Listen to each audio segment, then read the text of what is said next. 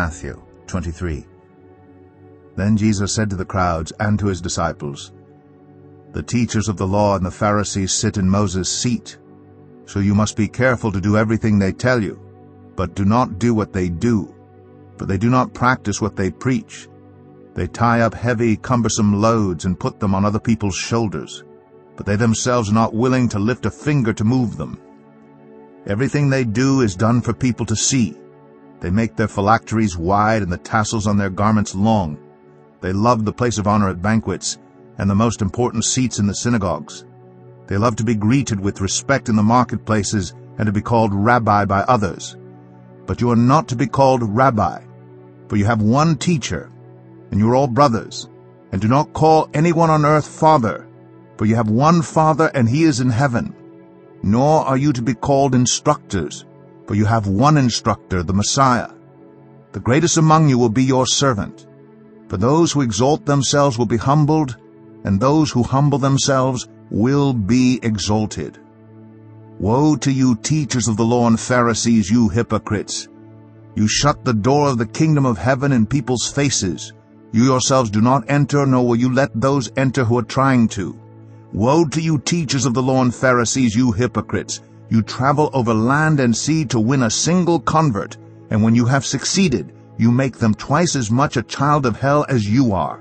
Woe to you, blind guides! You say, if anyone swears by the temple, it means nothing, but anyone who swears by the gold of the temple is bound by that oath.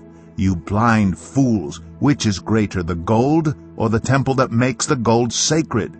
You also say, if anyone swears by the altar, it means nothing, but anyone who swears by the gift on the altar is bound by that oath. You blind men! Which is greater, the gift or the altar that makes the gift sacred? Therefore, anyone who swears by the altar swears by it and by everything on it. And anyone who swears by the temple swears by it and by the one who dwells in it.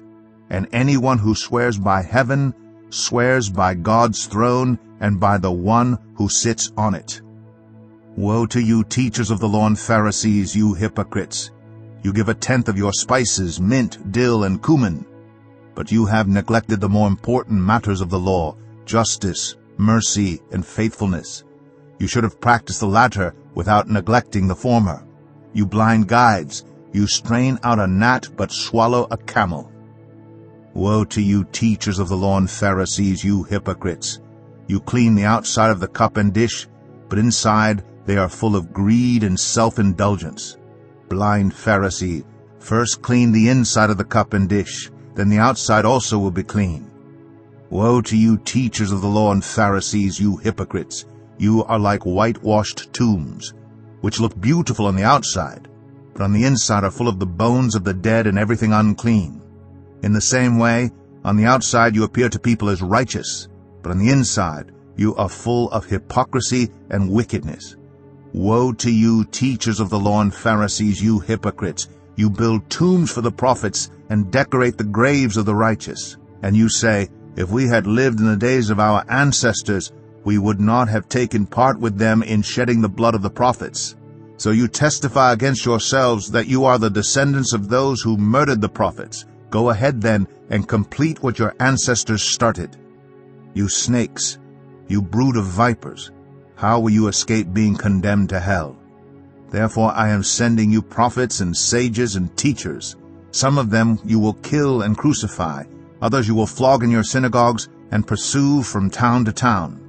And so upon you will come all the righteous blood that has been shed on earth, from the blood of righteous Abel to the blood of Zechariah, son of Berechiah, whom you murdered between the temple and the altar.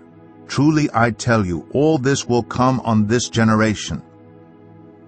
Jerusalem, Jerusalem, you who kill the prophets and stone those sent to you. How often have I longed to gather your children together, as a hen gathers her chicks under her wings, and you were not willing. Look, your house is left to you desolate, for I tell you, you will not see me again until you say, Blessed is he who comes in the name of the Lord.